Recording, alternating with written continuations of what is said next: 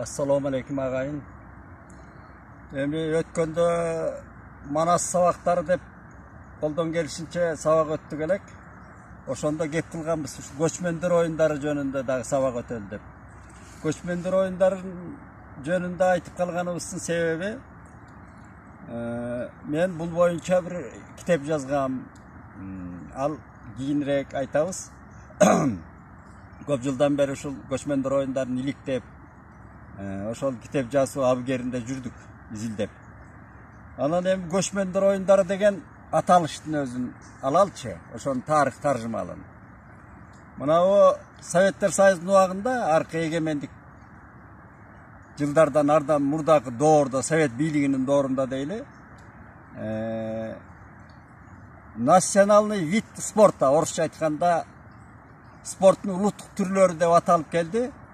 Анда мурунку көчмөн доордо ушу аш тойлордо ошол көчмөн оюндары ойнолуп келди. Албетте анын түйтеги барып байыркы замандардан бери келаткан кыргыздардын ошол адегендеги жокердик оюндары да бул эми. Жокердик оюндарынан келип чыккан көчмөн оюндары деген. Ошол жан сактоонун, жерди коргоонун ата мекенди. Анан ошо баскынчылардан коргонуу, анан алардан өч алуу, ушундай тарыхый барып эле ошол көчмөн доордун жокерлик заманына барып такалат. Анан кийин эми аш тойлордо мына Улуу Манастын бирден бир көркөм бөлүгү Көкөтөйдүн ашы деген бөлүк турат. Окугандар жакшы билет, уккандар билет. Көкөтөйдүн ашы жок. Манас эпосун элестетүү мүмкүн эмес. Ошол көркөм, тарыхы абдан чукул, турмушка чукул айтылган чоң бөлүмдө ошол көчмөндөрдүн байыркы көчмөн замандын уңгусу, үлгүсү деп айтабыз ошо кыргыз эли. Бул эми мактаныч, бир чети мактаныч, сыймык. Анан ал жөн эле көңдөй барабан сыяктуу мактанып аткан жокпуз, агайын тууганга айталы. Ал байыркы эл катары ошол көчмөн оюндардын автору, түпкү келип чыгышынын бирден бир себепкери кыргыз эли. Кыргыз эли, анан биздин эгизибиз мына казак элинде. Абдан өнүккөн ушул эки элде. Эки эл. Улуу Айтматов айткандай эки эл, эки мамлекет бир элбиз деп Улуу Айтматов бекеринен айткан эмес. Анан эми ошол Көкөтөйдүн ашы мына айтып эле келатабыз. Ошол замандардагы мына олимпиадалык деңгээлде оюндар болгон. 26 хандыктан, бирөөлөр айтат 30 хандыктан эл келген деп. Ошол бүт Орто Азия чөлкөм, аркы Кытай, Ооган тияк биягынан өдө келип, ошол улуу аш болгон. Аты аш болгон менен албетте той деңгээлинде салтанат. Канча күн, канча түн ошончо оюндар өткөн да, көчмөн оюндары. Спорттук түрү, улуттун спорттук түрү өтүп атпайбы. Ат чабыштан анан тиги эр сайышка чейинки, көкбөргө чейинки. Анан ошол берилеп, мына бу эгемендик жылдарга келгенде СССРдин убагында эми бул көп өксүгөн бул оюндар. Себеби мына завод фабрика, биз жергиликтүү отурукташтык, анан завод фабрикалар пайда болду, анан колхоз, совхоз, айрыкча баягы албетте Москвадан эле ошондой көрсөтмө болгонун Кудай билсин. Жергиликтүү эле өзүбүздүн бийликтер мунун өнөк жумуштарга залакасы тиет экен деп көп оюндар кыскартылган. Жана өнөктүк жумуштарга айрыкча мына колхоз, совхоз бир айыл жеринде чоңойдук. Көкбөрү, ат чабыш, жанагыдай оюндар баягы эле кожо көрсүн болуп майрамдарда өтчү. Мындай кыска. А бирок элдин баягы аш тойлоруна тыюу салынып, анан баягы жумушка кедергиси тиет деп көп унутулган. Айрыкча мына Камбар ата тукум менен киндиктеш кыргыз эли. Айылда ат минбей калган, атка улуксаат бербей. Бир ат мингенге. Мына менин өзүмдүн атам согуштун катышуучусу, саяпкер киши болгон, тайган таптаган аңчы болгон. Ошо бир атка зар болуп жүрүп өттү кайран киши. Мына мен Каргадайдан бир Торгашка деген атыбыз бар эле, андан мурун Каралат деген күлүк аты бар экен. Мен тойма союлган бала кезде. Анан ошо Торгашка атты катып жүрүп өттүк да биз. Ат мингиспейт. Айылда ат мингиспей. Чабандар, койчулар, уйчулар минчү. Мындай айылдын жанагы мугалимдерине, врачтарына, медиктерине, маселен ошо айылда жашагандарга бир ат мингенге зар болуп өтүштү. Мына анан каяктан спорттук оюн өнүгөт. Баягы эле компанияда салтанаттарды көрсөтүлдү. Анан мына эгемендик алганда баягы касиеттүү эл катары, байыркы эл катары унутпаптырбыз. Анан мына Манастын 1000 жылдыгы, Курманжан Датканын маарекеси, анан аш тойлор, анан абдан көп бүргүчтөлүп өтпөдүбү? Ошонун баарында кайра ошо биздин спорттук улуттук оюндар кайрадан жанданды. Көкбөрү деген мына жаңы түрү пайда болду, көкбөрүнүн улак тартыштын. Анан ат чабыштардын Манастын 1000 жылдыгында 1000 километрге ат чабылды да, Түркмөнстандан бери. Андан кийин белбоо күрөшү, мына түштүктө болгон белбоо күрөшү, жанагы белге чарчы курбайланып күрөшкөн улуттук оюндарыбыз кайрадан жанданды. Тогуз коргоол эл аралык чемпионаттык деңгээлге чыкты. Алыш күрөшү Баяман Эркинбаев түптөгөн. Мына ушунун бардыгы баягы улуттук тамырыбыздан, рухий тамырыбыздан келген этнографиялык оюндарыбыз жанданды. Эми сөздүн кыскартып айтканда ошол көчмөндөр оюну дегендин зарылчылыгы келип чыкты бизде. Көчмөндөр оюндар. Эми көчмөндөр оюндар деп аталыштын өзү ошол пайда болгон тарыхына кыска токтолоюн. Муну эми ар ким менин идеям тигүү деп жазышты кийин.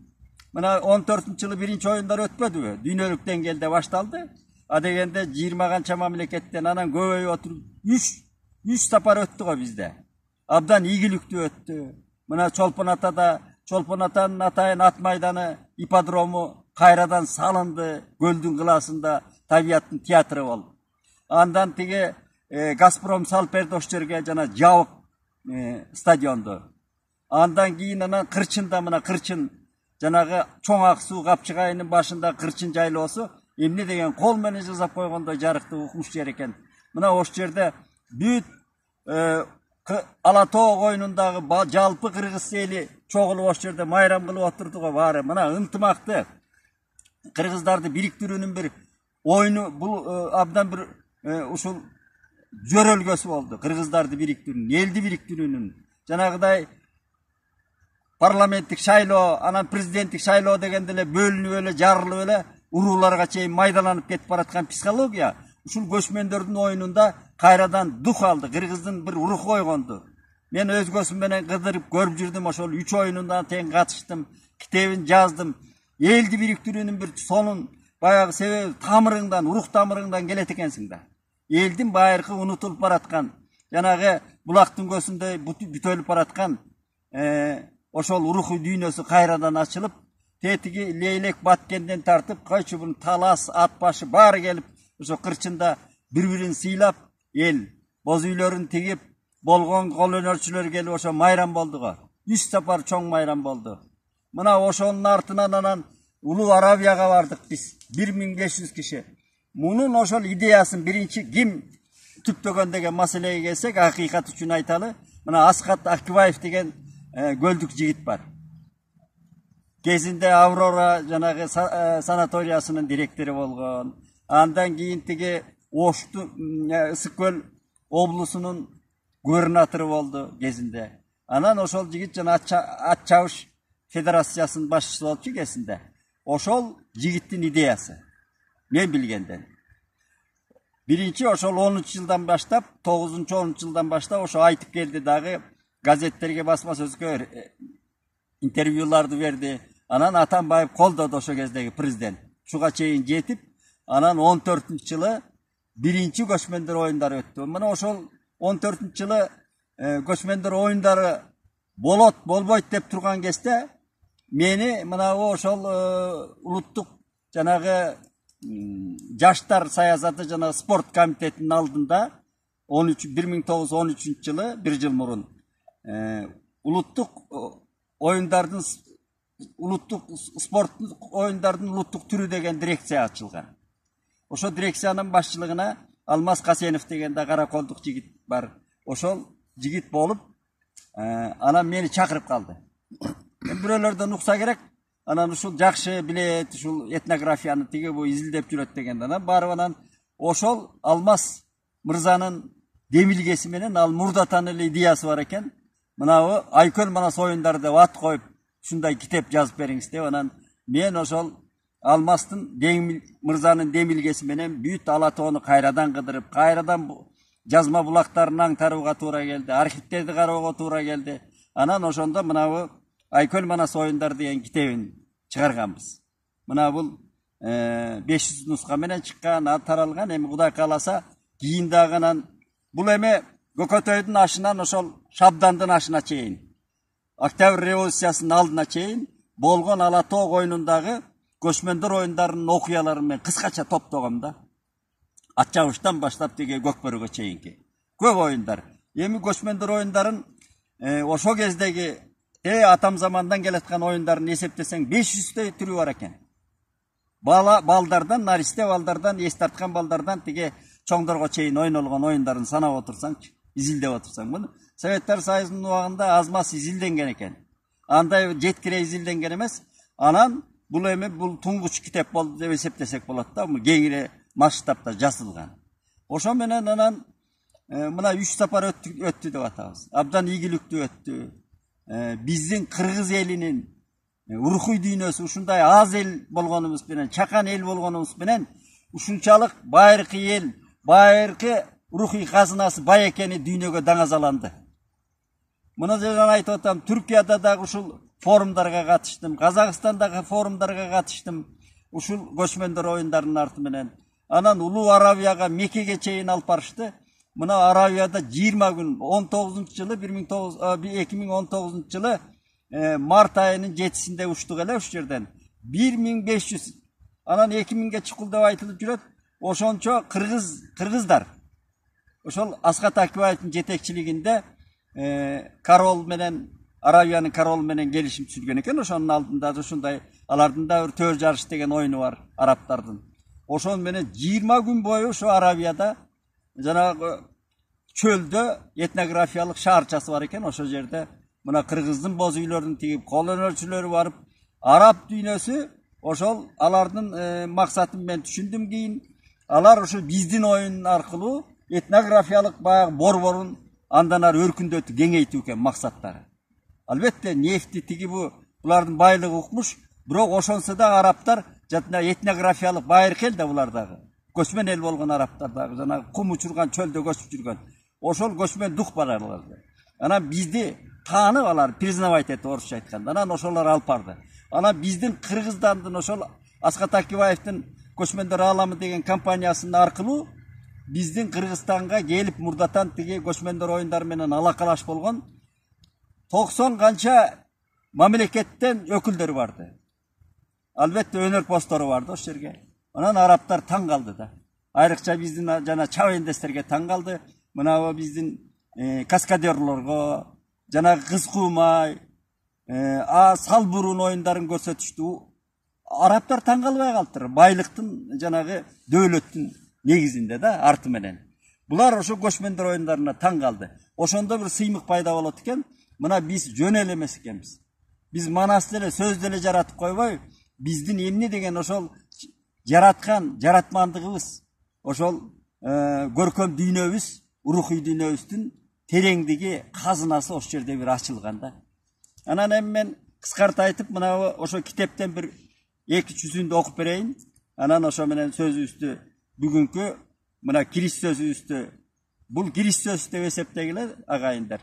Эмкиден баштап анан сабактарын бөлүп өтө баштайбыз. Ат чабыш, балбан күрөш, анан кийин эр сайыш деген ошол көчмөн оюндарынын эрең иш, көкбөрү, ар бир тарыхы, тогуз коргоол ушуларды айтабыз.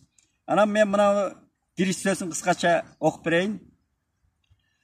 Баянбашы деп жазылган, кыргыз эл болмогу, кыргыз атка конгону, миңдеген жылдарды башынан өткөргөнү, тагдыр жазмышынан кечиргени, улуу көчмөн цивилизациясынын алдыңкы сабында уңгусу, өрнөгү, нускасы болуп, андагы кымкуут башаламан эл, тайпа, уруулар бири-бирин ач бөрөдөй кайсаган каар замандарда да касына тиселебей, мүңкүрөбөй ак калпагын башынан камчысын колунан түшүрбөй, келип турганда Саянтоодон Теңиртоого, Памиртоодон Орол тоого чейинки кыйырларда ат ойнотуп, көчүп конуп турмуш кечирип, андан арада айтылуу урумду, тиги жагы чет бейжинди багынткан даңазасы, ал эми башынан багы тайып, куту качкан кезеңдерде эсебин маселен кыргыз кызар ашып, казак кайың саап калганда да сынган бутун канжыгага байлап, кыл чайнашып канчалаган кан терин төгүп жүрүп, бүт дүйнөнүн кең аламдын көз мончогудай ак мөңгү мөлтүр булак көк жайык ала тоосун асырап, мекендеп, эл жер мамлекет катары береги 21 кылымдын кылтылдаган босогосун аттады. Ал эми ал ортолук кыйырларда канчалаган дөша эл, мамлекет, ал тургай империялардын аты даңкы тарыхтын саргайган барактарында калганы менен өздөрү кумга сиңген суудай жок болуп кетти. Ушундан улам байыркы улуу кыргыз калкынын урпактары те арыдан бери келаткан айкөл манас баш болгон ата баба арбактары менен бирге касиеттүү жаратканга таазим, бүгүнкүбүзгө 1000 мертебе шүгүр жана каниет этүүбүз парз деп келип, кыскарта айтканда мындай андан ары ааламга аты дайын калемгер Виктор Гюго жазгандай, элдин касиет күчү аз көптүгүндө эмес, жана да адамдын касиет күчү зор же чакандыгында эмес. Анын сыңарындай, биз кыргыздар башка элдерден өзгөчөлүгүбүз же айырмабыз эмнеде деген бийик соолдун алдында ой калчай турган болсок, тең аталыгыбыз, артыкчылыгыбыз, мактанычыбыз жана да сыймыгыбыз бар. Бардык көөнө акыл ой булактарында эң биринчи сөз болгон делет. Ошол касиеттүү сөздүн ополтоодо жыйындысы, көлөмү, маани, маңыз, мазмун жагынан да дүйнөдө теңдешсиз мухит, манас тарыхый эпос дастанын айт. Андан да береги баш айлантып, улам эс тутумду, жүрүм турумду тумандатып бараткан техниканын эң татаал дооруна дейре кыргыз бул 500 миллион саптан куралган зор чыгарманы манасчылардын соңку магиканы Саякбай атабызча алмадай башына батырып, сактап, күпүлдөп, дүкүлдөп, ыйлап, жыргапта оосеке айтып келгенин айт. Жаркын маданиятын, каада салт, үрп-адат, кол өнөрчүлүк, ыр, күү, сан, жыра, жомок эпосторун айт. Бүткүл Азия көчмөндөрүнүн баш кийими калпак, жашоо турагы боз үй болуп келген. Мына ошол калпак менен боз үйдүн ыңгайлуусу, маани масмундуусу, шөкөттүүсү, көркөмдүүсү да биздин элде экендигин айт.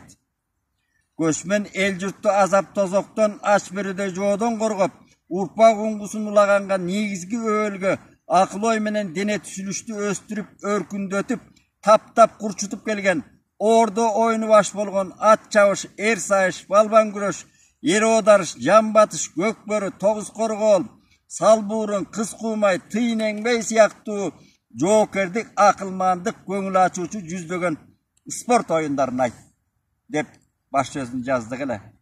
Мына эми ошол Кудай кааласа, ошол кезде эле 18-жылы өттү 3-чү оюну. Ошондо эле мынабу эстафета, салт, традиция деп коебуз, мынабу Түркия мамлекетине өткөн.